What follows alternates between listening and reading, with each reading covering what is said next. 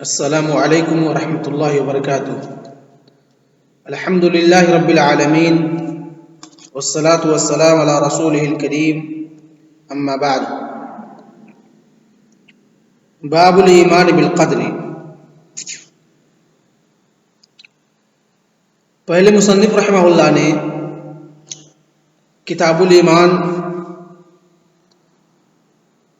کتاب باندھا، اس کے اندر ایمان کے تعلق سے حدیثوں کو ذکر کیا، لیکن یہاں پر پھر سے الایمان بالقدر کا ذکر کرنے جا رہے ہیں۔ اس کی کچھ وجہ ہیں جس کی وجہ سے دوبارہ مصنف رحمہ اللہ نے باب الایمان بالقدر کا باب باندھا ہے۔ وجہ کیا ہے؟ جیسا کہ ہم نے حدیث جبریل کے اندر پڑھا، جب اللہ کے رسول صلی اللہ علیہ وسلم سے پوچھا گیا اخبرنی عن الایمان فقال ان تؤمن باللہ وملائکتہ وکتبہ ورسلہ والیوم الآخر وان تؤمن بالقدر خیرہ وشرہ۔ تو جب اللہ کے رسول صلی اللہ علیہ وسلم سے پوچھا گیا کہ آپ ایمان کے تعلق سے بتلائیے، ایمان کسے کہتے ہیں؟ اللہ کے رسول صلی اللہ علیہ وسلم نے فرمایا ان تؤمن باللہ وملائکتہ، کہ آپ اللہ رب العالمین پر ایمان لائیں، اس کے فرشتوں پر ایمان لائیں، وکتبہ ورسلہ، اور اس کی کتابوں پر ایمان لائیں، اس کے رسولوں پر ایمان لائیں، وبالیوم الآخر، اور آخرت کے دن پر ایمان لائیں۔ لیکن جب اللہ کے رسول صلی اللہ علیہ وسلم نے قدر کا ذکر کیا تو پھر سے اللہ کے رسول صلی اللہ علیہ وسلم نے لفظ ایمان کا اعادہ کیا، یعنی کیا کہا؟ وَأَن تُؤْمِنَ بِالْقَدْرِ خَيْرِهِ وَشَرِّهِ، یعنی 5 چیزوں کا تذکرہ کیا پہلے ہی کے ساتھ، یعنی ان تؤمن باللہ وملائکتہ، یعنی جب ملائکہ کا تذکرہ کیا تو اسی پہلے والی لفظ ایمان پر اکتفا کیا، پھر جب رسول کا ذکر کیا تب بھی پہلے جہاں ان تؤمن جو پہلے لفظ ایمان استعمال کیا اسی پہ اکتفا کیا، یعنی 5 کو ایک لفظ کے ساتھ ذکر کیا۔ لیکن جب ایمان بالقدر کا مرتبہ آیا تو وہاں پر اللہ کے رسول صلی اللہ علیہ وسلم نے لفظ ایمان کو دوبارہ استعمال کیا۔ جانتے کیوں؟ کیونکہ اس کے اندر پچھلی امتیں قدر کے تعلق سے باتیں کر کر کے گمراہ ہو چکی تھی، جس کی وجہ سے اللہ رب العالمین نے ان پر عذاب نازل کیا۔ اور یہ الایمان بالقدر بہت ہی سینسیٹیو مسئلہ ہے، اس کے اندر لوگوں کو زیادہ غور و خوض اور زیادہ باتیں نہیں کرنی چاہیے، وہیں تو بات کرنی چاہیے جہاں تک ہمیں قرآن و حدیث نصوص اجازت دیتے ہیں۔ اگر ہم الایمان بالقدر کے اندر نصوص سے آگے بڑھے، اپنی عقلیں دوڑانے لگے تو وہیں پر کیا ہو جائیں گے؟ ہم گمراہ ہو جائیں گے۔ اور یہ بہت ہی پیچیدہ اور بہت اہم موضوع ہے، اس لیے وہاں پر اللہ کے رسول صلی اللہ علیہ وسلم نے لفظ ایمان کا اعادہ کیا تھا، اور یہاں پر مصنف رحمہ اللہ نے دوبارہ کتاب الایمان کا تذکرہ کیا، اس کے اندر شہادتین اور اللہ رب العالمین اس کے رسولوں پر ایمان لانا، کتابوں پر ایمان لانا، ایمان بالیوم الآخر، تمام چیزوں کا تذکرہ اس کے اندر کیا گیا۔ لیکن یہاں پر دوبارہ مصنف رحمہ اللہ نے ایمان بالقدر کا الگ سے باب باندھا، جس کے اندر ان حدیثوں کو ذکر کریں گے جو صرف اور صرف قدر سے تعلق رکھتے ہیں۔ کیوں؟ اس موضوع کی اہمیت کی وجہ سے، کیونکہ یہ بہت ہی سینسیٹیو اور بہت ہی اہم موضوع ہے۔ تو آئیے دیکھتے ہیں قدر کہتے کسے ہیں، قضاء اور قدر میں کچھ فرق ہے یا نہیں۔ تو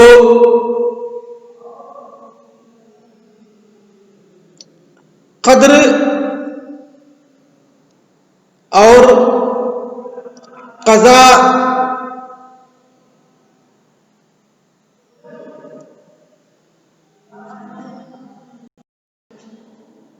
قدر اور قضاء میں بعض علماء فرق کرتے ہیں، کہتے ہیں کہ قضاء اور قدر دونوں کے معنی الگ الگ ہیں، بعض لوگ اس کے اندر فرق نہیں کرتے ہیں۔ تو جو فرق کرتے ہیں قضاء اور قدر کے اندر کہتے ہیں، قضاء کہتے ہیں عدل میں اللہ رب العالمین کا تمام چیزوں کے تعلق سے کلی فیصلہ کرنا، یا کلی فیصلہ کرنا اس کو کیا کہتے ہیں؟ قضا کہتے ہیں.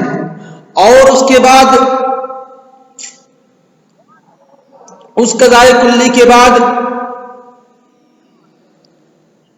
جو چیزیں جب واقع ہوتی ہیں، جیسے واقع ہوتی ہیں، اس کے تعلق سے اللہ رب العالمین کا فیصلہ کرنا یہ کیا کہلاتا ہے؟ یہ قدر کہلاتا ہے. یعنی ازل میں اللہ رب العالمین نے جو تمام چیزوں کے ساتھ اجمالی طور پر فیصلہ کیا تھا اس کو کیا کہتے ہیں؟ قضا کہتے ہیں. اور جو چیزیں ہر روز واقع ہوتی ہیں، ہر روزانہ ہوتی ہیں، اس کے تعلق سے فیصلہ کرنے کو کیا کہتے ہیں؟ قدر کہتے ہیں.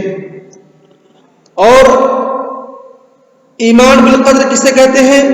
الایمان بالقدر هو ان يعتقد ان كل ما يوجد في العالم من الخير والشر والضر والنفع حتى ان افعال العباد من الايمان والكفر والطاعه والعصيان والغوايا والرشد بقضاء الله وقدره وارادته ومشيئته وخلقه. کہ اس بات کا اعتقاد رکھنا، ایمان بالقدر اس کو کہتے ہیں کہ اس بات کا اعتقاد رکھنا کہ دنیا کے اندر جو بھی چیزیں پائی جاتی ہیں، چاہے وہ خیر ہو، چاہے وہ شر ہو، چاہے وہ نقصان والی ہو، چاہے وہ نفع ہونے والی ہو، نفع دینے والی ہو، یہاں تک کہ بندوں کے افعال جو ہیں، بندے جو کرتے ہیں، چاہے وہ کفر ہے، چاہے وہ ایمان ہو، چاہے وہ طاعت ہو، چاہے وہ عصیان و نافرمانی ہو، یہ اللہ رب العالمین کی قضا اور قدر سے ہے. اللہ رب العالمین کے ارادے سے ہے، اللہ رب العالمین کی مشیت سے ہے، اللہ رب العالمین کے خلق سے کہ اللہ رب العالمین ان چیزوں کو پیدا کیا ہے. اور اہل السنہ والجماعہ کہتے ہیں ان اللہ تعالی قدر الاشیاء ای علم مقادیرها واحوالها وازمانها قبل ایجادها.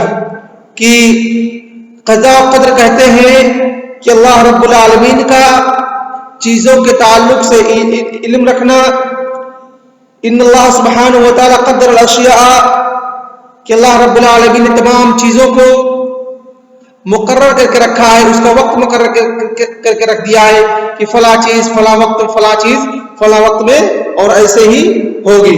اس کا مطلب ہے علم مقادیرها کہ اللہ رب العالمین کو اس کے وقت کے بارے میں، اس کے احوال کے بارے میں، اس کے زمن کے بارے میں اور اس کی بھی ایجاد کے بارے میں، ان تمام چیزوں کو کب وہ چیزیں ایجاد کی جائیں گی، کب وہ چیزیں پیدا کی جائیں گی، ان تمام چیزوں کا اللہ رب العالمین کے پاس علم پہلے سے ہی ہے. اور اللہ رب العالمین نے ہر چیز کو مقرر کر کے رکھا کہ فلاں چیز فلاں چیز فلاں وقت میں واقع ہوگی. اس کے بعد مراتب القدر، قدر کے 4 مراتب ہیں. پہلا ہے العلم، دوسرا ہے الکتابہ، تیسرا ہے المشیہ، چوتھا ہے الخلق. یعنی اللہ رب العالمین کے پاس تمام چیزوں کا علم ہے، پھر اللہ رب العالمین نے ان کو لوح محفوظ کے اندر لکھنے کے لیے کہا، وہ ساری چیزیں لوح محفوظ کے اندر لکھی ہوئی ہیں. اور وہ ساری چیزیں کس سے ہوتی ہیں؟ اللہ رب العالمین کی مشیت سے ہوتی ہیں. اور پھر اللہ رب العالمین اپنی مشیت کے بعد ان کو پیدا کرتا ہے. تو یہ تھی چند ابتدائی باتیں جو کہ قضا اور قدر سے تعلق رکھتی تھی. اور قضا و قدر کے تعلق سے چند کتابیں، اگر اس کو اچھے سے سمجھنا ہے تو کتاب الاسماء والصفات امام بہقی رحمہ اللہ کی، اس کے اندر اس بحث کو ذکر کیا گیا ہے. اور اس طریقے سے خلق و افعال العباد امام بخاری رحمہ اللہ کی ہے. اور اسی طریقے سے مدارج السالکین امام ابن قیم رحمہ اللہ کی ہے. اب ہم منتقل ہوتے ہیں حدیث کی طرف. وعن عبد الله بن عمر رضي الله تعالى عنه قال قال رسول الله صلى الله عليه وسلم كتب الله مقادير الخلائق قبل أن يخلق السماوات والأرض ب50,000 سنة قال وكان عرشه على الماء. رواه مسلم. حضرت عبداللہ بن عمر رضی اللہ تعالیٰ عنہ فرماتے ہیں کہ اللہ کے رسول صلی اللہ علیہ وسلم نے فرمایا كتب الله مقادير الخلائق، کہ جو مخلوق ہیں ان کے تقدیر کو کہ ان کی زندگیوں کے اندر کون سی چیز کب کیسے اور کہاں واقع ہوگی، ان تمام چیزوں کو اللہ رب العالمین نے لکھ کے رکھا ہے. ان تمام چیزوں کا علم اللہ رب العالمین کے پاس ہے. کب اللہ رب العالمین نے ان تمام چیزوں کو لکھا ہے؟ قبل ان یخلق السماوات والارض، آسمان و زمین کی تخلیق سے پہلے. آسمان و زمین کی تخلیق سے کتنے سال پہلے؟ ب50 الف سنہ. آسمان و زمین کی تخلیق سے 50,000 سال پہلے. کتنا؟ 50,000 سال پہلے. تو یہاں پر جو کہا گیا ہے کہ اللہ رب العالمین نے تمام چیزوں کی تقدیر کو آسمان و زمین کے 50,000 سال پہلے لکھا ہے، تو اس سے کیا مراد ہے؟ اس سے مراد ہے کہ اللہ رب العالمین نے لوح محفوظ کے اندر لکھنا مراد ہے. کہ لوح محفوظ کے اندر اللہ رب العالمین نے قلم سے کہا لکھ، اکتب، قلم سے کہا لکھو، تو قلم نے کہا مقادیر الخلق کی، تو اس نے تمام دنیا کے اندر جتنی بھی چیزیں ہوں گی تمام کی تقدیروں کو لکھا. تو یہاں پر یہ بالکل معنی نہیں ہے کہ اس سے پہلے اللہ رب العالمین کے پاس علم نہیں تھا، بلکہ اللہ رب العالمین کے پاس تمام چیزوں کا علم ازل سے ہے. اللہ رب العالمین کے پاس تمام چیزوں کا علم ازل سے ہے. اور یہ اس حدیث کا مفہوم یہ بالکل نہیں ہے کہ اس سے پہلے لوگوں کی تمام چیزوں کی تقدیر نہیں تھی، بلکہ اللہ رب العالمین ان تمام چیزوں کی تقدیر، تمام چیزوں کا علم اللہ رب العالمین کو ازل سے ہے. لیکن یہاں جو کہا گیا ہے کہ 50,000 سال پہلے لکھا گیا، اس کا مطلب یہ ہے کہ لوح محفوظ کے اندر 50,000 آسمان و زمین کی پیدائش سے 50,000 سال پہلے لکھا گیا ہے. یہ بالکل مفہوم نہیں ہے کہ اس سے یعنی اس وقت ان تمام چیزوں کے علم کو تقدیر کو لکھا گیا، اس سے پہلے ان کی تقدیر نہیں تھی، بلکہ ان کے تمام چیزوں کا علم و تقدیر اللہ رب العالمین کے پاس پہلے سے تھا. یہاں پر مراد ہے کہ لوح محفوظ کے اندر اس وقت لکھا گیا ہے، لوح محفوظ کے اندر لکھا جانا مراد ہے. قال وكان عرشه على الماء، کہتے ہیں اور کہا کہ اللہ رب العالمین کا عرش پانی پر تھا. یعنی کہ تمام چیزوں کو پیدا کرنا، تمام چیزوں آسمان و زمین کی پیدائش سے پہلے پانی اور عرش کی تخلیق ہے. یعنی اللہ رب العالمین نے عرش کی تخلیق اور پانی کی تخلیق کب کی ہے؟ آسمان و زمین کے پیدائش سے پہلے، جیسا کہ اس حدیث سے واضح ہوتا ہے. وَكَانَ عَرْشُهُ عَلَى الْمَاءِ، جب اللہ رب العالمین نے آسمان و زمین کی تخلیق اور اس کی پیدائش کہا، اس سے پہلے اللہ رب العالمین کا عرش کہاں تک پر تھا؟ پانی پر تھا. گویا کہ پانی اور عرش یہ مخلوقات میں سے پہلے کے مخلوقات ہیں، یہ عالم کے شروعات کی مخلوقات ہیں جن کو اللہ رب العالمین نے پیدا کیا. اس کے بعد کی حدیث وعن ابن عمر رضی اللہ تعالی عنہ قال قال رسول اللہ صلی اللہ علیہ وسلم كل شيء بقدر حتى العجز او عجزی والکیس او الکیسی، دونوں کے ساتھ پڑھنا جائز ہے. چاہے آپ جر کے ساتھ پڑھیں، اگر جر کے ساتھ پڑھیں گے تو شیء پر عطف ہوگا، اور اگر عجزو پڑھیں گے تو کلو پر عطف ہوگا. کہ اللہ رب العالمین حضرت عبداللہ بن عمر رضی اللہ تعالیٰ عنہ فرماتے ہیں کہ اللہ کے رسول صلی اللہ علیہ وسلم نے فرمایا کل شیء بقدر، کہ ہر چیز کیا ہے؟ قدر سے ہے. یعنی تمام چیزوں کا علم اللہ رب العالمین کے پاس پہلے سے ہے. تمام چیزیں اللہ رب العالمین کی مشیت اور اللہ رب العالمین کے علم سے ہی ہوتی ہیں. حتی العجز والکیس، یہاں تک کہ بندے کو جو عجز لاحق ہوتی ہے، کسی کام کو نہ کرنے میں وہ پسند کرتا ہے، یا اس کو تھکان محسوس ہوتی ہے، یا جو بھی کہتے ہیں یہ بھی اللہ رب العالمین کی یہ بھی تقدیر کے اندر لکھی ہوئی ہے. والکیس، اور کیسے یہ ضد العجز، یعنی نشاط یا کسی کام کو کرنے کا شوق پیدا ہونا، یہ تمام چیزیں بھی کیا ہیں؟ تقدیر سے ہی تعلق رکھتی ہیں. تمام چیزوں کا علم اللہ رب العالمین کے پاس ہے. گویا کہ بندہ جو بھی کچھ افعال کرتا ہے، جو بھی کچھ وہ ارادہ کرتا ہے، ان تمام چیزوں کا علم اللہ رب العالمین کے پاس ہے. اللہ رب العالمین کی مشیت سے اور اللہ رب العالمین کے علم سے ہی تمام چیزیں ہوتی ہیں. تو اس حدیث کے اندر تقدیر کو ثابت کیا گیا ہے کہ تقدیر بھی ہے. اور یہ حدیث ان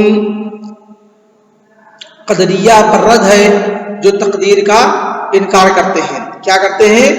تقدیر کا انکار کرتے ہیں کہ تقدیر کوئی چیز نہیں ہے، تقدیر کوئی چیز نہیں ہے.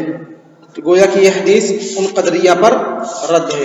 اور آج کا درس اسی پر اکتفا کرتے ہیں. وصلی اللہ علی نبینا محمد وعلی آلہ وصحبہ اجمعین. السلام علیکم ورحمۃ اللہ وبرکاتہ.